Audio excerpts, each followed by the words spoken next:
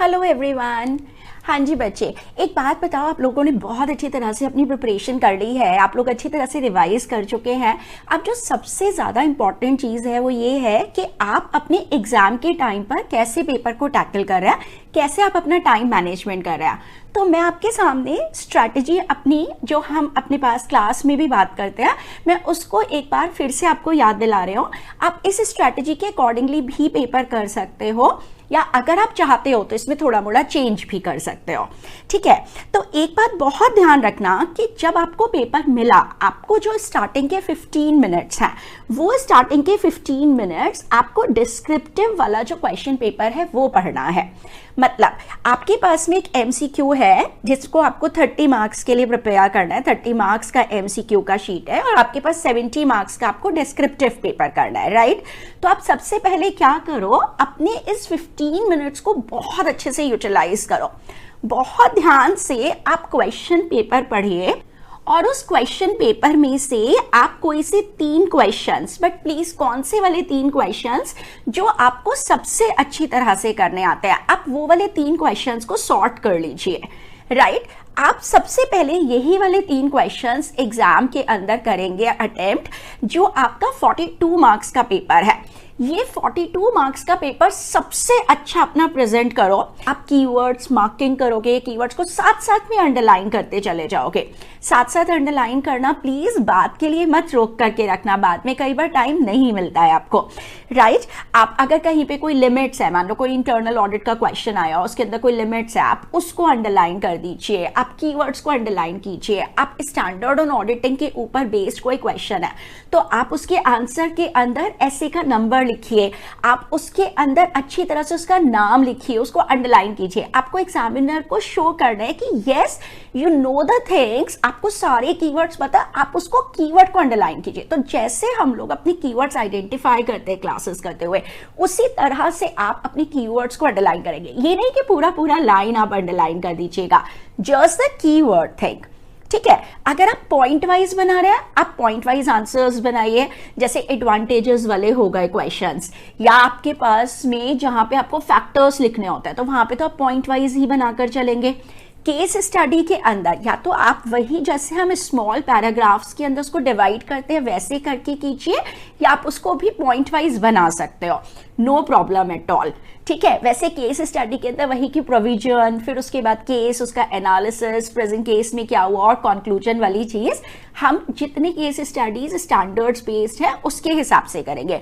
तो जैसे आपने क्वेश्चंस आंसर्स किए हुए ऑलरेडी, उसी तरह से अपना प्रेजेंटेशन दीजिए। अब जो सबसे खास बात आती है वो ये आती है कि ये जो आपने 42 मार्क्स का पेपर है, ये आपका कितने टाइम में खत्म हो जाना चाहिए, है ना। तो देखो, जब आप अपना बेस्ट प्रेजेंटेशन दे रहे हैं, खूब अच्छी तरह से लिख रहे हैं, अच्छे से उसको प्रेजेंट कर रहे हैं सब कुछ, तो आपका ऑलमोस्ट 1 hour 10 minutes से लेकर बस मैक्सिमम 1 hour 25 minutes तक में आपका ये पेपर खत्म हो जाना चाहिए। तो अब आप मूव कर जाओ एमसीक्यूज की तरफ। देखो, मैं पर्सनली एमसीक्यूज को मिडिल में लेकर के जाना पसंद करती हूँ, बट अगर आप कंफर्टेबल हो तो आप एमसीक्यू को सबसे शुरू में भी उठा सकते हो, कि सबसे शुरू के 40 मिनट्स के लिए आपने एमसीक्यू को इकट्ठा करके खत्म कर दिया। मुझे पर्सनली बीच में एमसीक्यू करना इस वजह से पसंद रहता है क्योंकि थियरी का पेपर है, अब आप लिखते जा रहे हो, आपको सब कुछ चीजें लिखनी है और आपको छोड़ना कुछ भी नहीं है। तो क्या होता है, हम ना कई बार लिखते लिखते थक जाते हैं। तो जब हम ऑलमोस्ट लाइक 1 hour 20 minutes के बाद में एमसीक्यू पे शिफ्ट करते हैं तो हमें थोड़ा लिखने से आराम मिल जाता है। एमसीक्यूज में तो भाई टिक ही करना है ना आप लोगों को, तो वो हाफ एन आवर या वो 40 मिनट्स जो हमको थोड़ा रेस्ट मिल जाता है लिखने से, हम केवल टिक करते हैं, हमारा दिमाग ज्यादा चलता है क्योंकि हमको पढ़ना बहुत ध्यान से होता है। बट बिकॉज हम लोग उसको टिक कर रहे होते हैं, तो क्योंकि हम कंटिन्यूअस नहीं लिख रहे हैं, तो थोड़ा सा हमको जब रेस्ट मिल जाता है राइटिंग से, तो हम आगे के पेपर में भी हमारी राइटिंग थोड़ी बेटर हो जाती है जब हम एमसीक्यू के बाद में अपने रिमेनिंग वाले डिस्क्रिप्टिव पेपर की तरफ जाते हैं। तो एमसीक्यू में you actually need to read between the lines, मतलब आपको बहुत ध्यान दे करके उसको पढ़ने की जरूरत होती है। बस उसको पढ़ने में बहुत अच्छे से दिमाग लगाइए आप। और अगर तुमने बहुत अच्छे से अपने कॉन्सेप्ट्स वगैरह किए हुए, कॉन्सेप्चुअल क्लैरिटी अच्छी है, तो please don't worry, you are going to score well in that.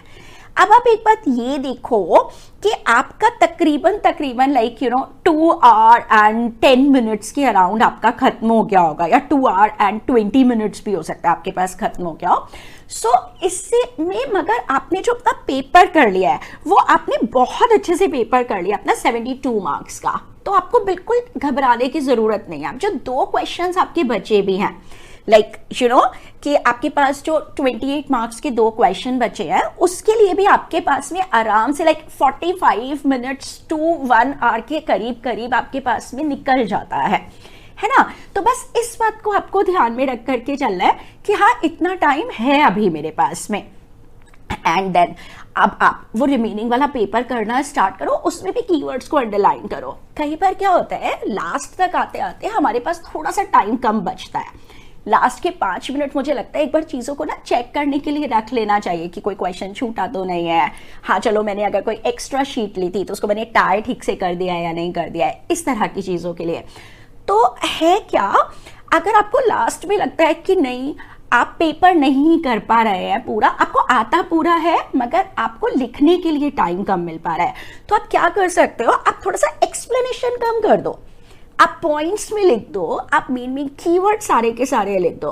तो अगर कोई आप 4 मार्क का क्वेश्चन भी करोगे इस तरह से, तो आपको वो अगर आपने कीवर्ड सारे लिख दिए, एक्सप्लेनेशन कम कर दिया, लास्ट में जाकर के कई बार जब टाइम कम रहता है तो आपको मार्क्स अच्छे से मिल जाएंगे, उसके अंदर भी चिंता करने की जरूरत नहीं है। तो अगर पेपर आता है तो उसको छोड़ो नहीं, तो ऐसे करेंगे तो पेपर भी पूरा होगा और बहुत अच्छी तरह से आप अपने मार्क्स स्कोर करेंगे। Just have confidence. देखो दुनिया में कोई भी चीज ऐसी नहीं है जो हम पॉजिटिव एटीट्यूड से अचीव नहीं कर सकते हैं, राइट। पेपर है, अगर देखो कई बार क्या होता है, शुरू में मैं क्यों बोलती हूँ कि आपको जो क्वेश्चन सबसे अच्छे आते हैं वो वाले क्वेश्चंस कीजिए। अगर आप शुरू में ही ऐसा क्वेश्चन आप कहते हो चलो मैं ना क्वेश्चन नंबर 1 करता हूँ, फिर उसके बाद 2 करता हूँ, फिर 3 करता हूँ, और मान लो आपको क्वेश्चन नंबर 1 बहुत अच्छे तरह से नहीं आता, उसका कोई एक पर्टिकुलर पार्ट, तो हमारे ना दिमाग पे वही एक पर्टिकुलर पार्ट हावी हो जाता है। This is psychological thing. हमें लगता है नहीं ये क्वेश्चन का आंसर मेरे को अच्छे से नहीं आ रहा है, तो जो पेपर मुझे अच्छा आ रहा होता है उस पर भी मेरा उतना अच्छा होल्ड नहीं रह पाता।